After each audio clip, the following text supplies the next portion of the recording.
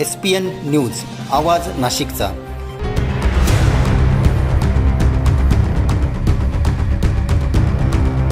नमस्कार, मी शशिकांत निर्मळ। आपण पाहतात SPN न्यूज नाशिक आवाज नाशिकचा। गेल्या 7 दिवसांपूर्वी एका व्यक्तीचं निधन झालं। या व्यक्तीचं निधन होण्यामागचं कारण होतं रस्त्यांची कामे आणि त्यामुळे झालेला अपघात। गेल्या 25 दिवसांपूर्वी दिलीप दामोदर काळे, सातपूर राजवाडा येथील रहिवासी, ते भाजी विक्रेते होते। त्यांच्यावरती अपघात झाला, काळाचा घाला त्यांच्यावरती घातला गेला आणि हा काळाचा घाला हा अचानक आलेला एका संकटामुळे होता। हे संकट होतं रस्त्यांचं चालू असलेलं काम आणि त्यामुळे झालेला अपघात। त्यांनी मृत्यूशी झुंज दिली। अगोदर त्यांना मुंबई नाका येथील खाजगी रुग्णालयात उपचारासाठी दाखल करण्यात आलं होतं, परंतु त्यानंतर वसंत पवार या ठिकाणी त्यांना त्यांच्या नातेवाईकांनी हलवलं, परंतु प्रकृती त्यांची स्थिर नसल्या कारणाने त्यांचा मृत्यू हा झालेला आहे। त्याच अनुषंगाने आपण त्यांच्या कुटुंबाचे त्यांचे चिरंजीव आहेत, आपण त्यांना विचारणार आहोत की दादा काय नाव तुमचं? वैभव दिलीप काळे। वैभवजी, आता वडिलांना जाऊन तुमच्या 7 दिवस झाले, परंतु तुम्हाला काय वाटतं की कशामुळे त्यांचा मृत्यू झाला, काय सांगाल तुम्ही? पप्पा हे काकांना भेटण्यासाठी दवाखान्यात चालले होते कॉलनीमध्ये। तर त्र्यंबक रोडला रस्त्यांचे कामं चालू आहेत आणि त्यामुळे वन वे चालू आहे। दोन्ही साईडच्या गाड्या ह्या एकाच रोडने जात आहेत, त्यामुळे रस्त्यामध्ये खूप मोठमोठे खड्डे पडले। तर पप्पा हे रस्ता क्रॉस करत असताना एक 2 व्हीलरवाला अचानक आला आणि तो रस्ता चुकवण्याच्या नादात त्याने पप्पांना धडक दिली। रस्ता चुकवण्याच्या नादात की काय झालं होतं? हो, खड्डा चुकवण्याच्या नादात त्याने पप्पांना धडक दिली। तर धडक दिल्यानंतर पप्पांचा पाय हा दुसऱ्या खड्ड्यात जाऊन त्यांचं डोकं एक मोठ्या दगडाला आदळलं, त्यामुळे त्यांना मेंदूला जबर मार लागला आणि त्यांच्या छातीमध्ये पण खूप जोरात मार लागला होता। त्याच सिच्युएशनला ते अनकॉन्शियस झाले पप्पा त्याच ठिकाणी।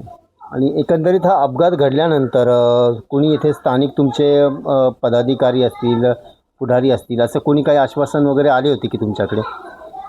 आश्वासन तर कोणी दिलं नाही, पण नगरसेवक आमच्या इथले आले होते भेटण्यासाठी। ते बोलले की आम्ही तुम्हाला काहीतरी मदत मिळवून देऊ।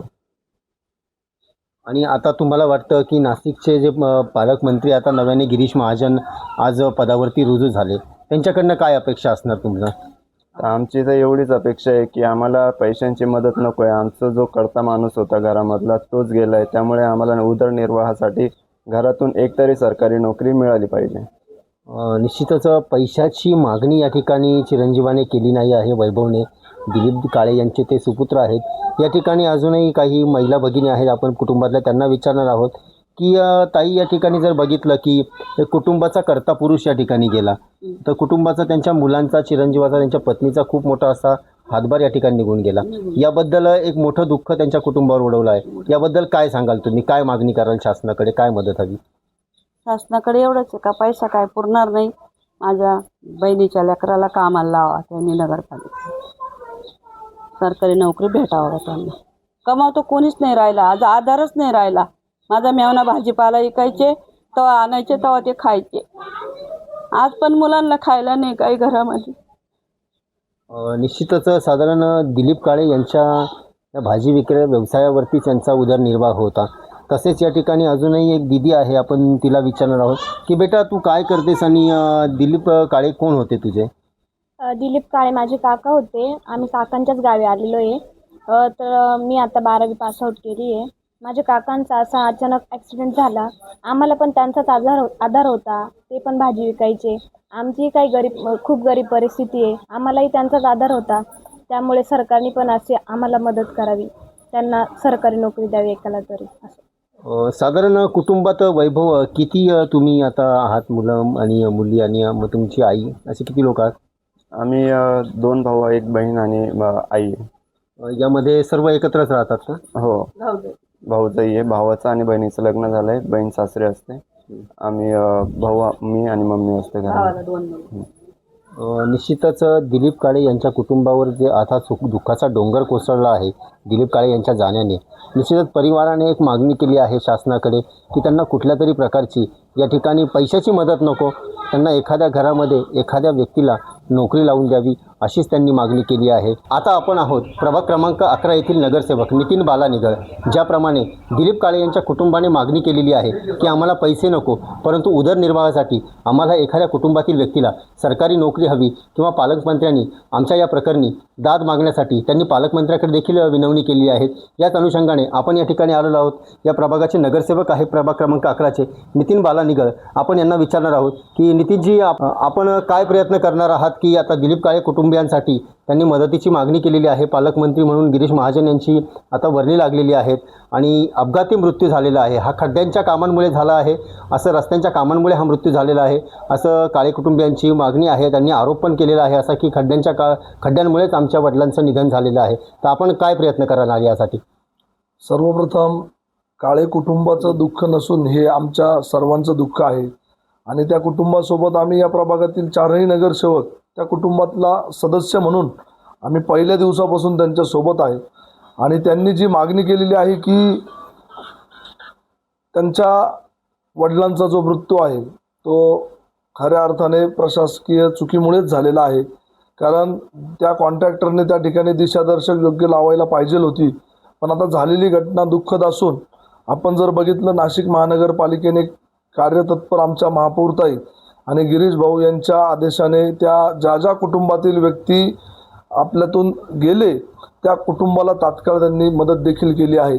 आणि आम्ही प्रभागाच्या वतीने, मी देखील स्थायीचा सदस्य असल्यामुळे आम्हाला आमच्या प्रभागातील नगरसेवकांनी तात्काळ स्टँडिंगच्या मिटिंगवर आम्ही त्यांचा नावाचा अर्ज देखील दिला आहे. आणि ही एक मदत आहे, कारण गेलेल्या व्यक्ती त्यांची गेलेली जी दुःखद घटना जी झालेली आहे आणि ती हानी भरून न निघणारी आहे. पण नक्कीच आम्ही प्रयत्न करू की भरीव अशी मदत त्यांना मिळाली पाहिजे. आणि आम्ही या भागातील जेवढे नगरसेवक आहेत आणि आपल्या नाशिकमधील जेवढे कुटुंबाचे ज्या कुटुंबातील सदस्यांची अशी अपघाती आणि प्रशासकीय चुकीमुळे दुःखद घटना झाली आहे त्यांना आपल्या नाशिक महानगरपालिकेत सामावून घेण्यासाठी देखील प्रयत्न करणार आहे. निश्चितच एक खूप मोठं असं त्यांना ही मदत असेल. आणि एकंदरीत आपण म्हटले की कुटुंबातील व्यक्ती गेलेली आहे, परंतु सदोष मनुष्यवधाचा गुन्हा दाखल होईल का त्या ठेकेदारावर, त्या कंत्राटदारावर ज्याने हे काम स्वीकारलं आहे, त्यावरती काय सांगाल?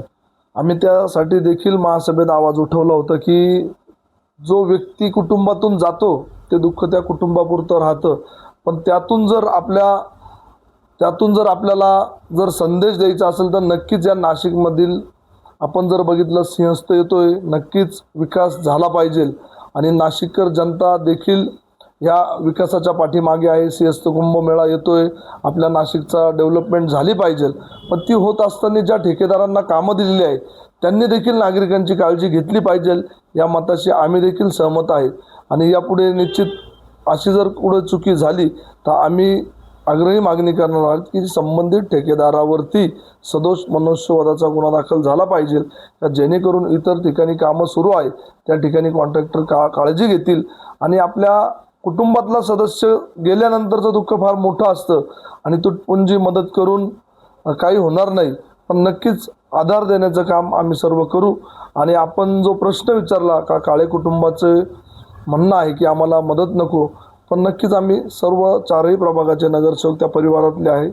आणि आम्ही आमच्या महापौरताई असतील, आयुक्त मॅडम असतील, आमचे पालकमंत्री गिरीश भाऊ महाजन असेल, यांना आम्ही नक्कीच विनंती करणार आहोत की सिंहस्थ कुंभमेळ्याच्या धर्तीवर आता मोठी भरती देखील होणार आहे आणि ज्या कुटुंबातील व्यक्ती गेला आहे त्यांच्या पात्रतेनुसार त्यांना आपण नोकरी दिली पाहिजे, या मताशी आम्ही सहमत आहे आणि नक्कीच यासाठी आम्ही प्रयत्न करू. निश्चितच हे होते नितीन बाला निगळ, जे की प्रभाग क्रमांक 11चे नगरसेवक आहेत. ते प्रयत्न करणार आहेत दिलीप काळे यांच्या कुटुंबासाठी. ते एखाद्या उदरनिर्वाहाचा पर्याय त्यांनी जो मागणी केली आहे त्यासाठी निश्चितच हे समर्थ असं कारण असणार आहे, समर्थ त्यांचा पाठिंबा असणार आहे. हे होते नितीन बाला निगळ. आपण पाहत राहा SP न्यूज नाशिक, आवाज नाशिकचा. निश्चितच आता पालकमंत्रीपदी विराजमान झालेले गिरीश महाजन साहेब या गोष्टीकडे निश्चितच गांभीर्याने लक्ष देतील. वारंवार होत असलेले नाशिकमध्ये जे अपघात आहे, खड्ड्यांमुळे अनेकांना मृत्यू ओढवले आहेत. या मृत्यूंना जबाबदार व्यक्तीवर कारवाई तर होणारच, परंतु जो मृत्युमुखी पडलेला आहे त्याला मदतीचा हात म्हणून प्रशासनाने एक हातभार लावावा अशीच मागणी SP न्यूज नाशिकमार्फत देखील करण्यात येत आहे. आपण पाहत होता SP न्यूज नाशिक, आवाज नाशिकचा. कॅमेरामन सोहेल खानसह मी शशिकांत निर्मळ. धन्यवाद. सर्व जनतेपर्यंत आमच्या बातम्या पोहोचवण्यासाठी आम्ही हे एक माध्यम चालू केलं आहे. त्याचं नाव आहे SPN न्यूज आवाज नाशिकचा. आमच्या या चॅनलला आजच सबस्क्राईब करा आणि बेल आयकॉन प्रेस करा. धन्यवाद.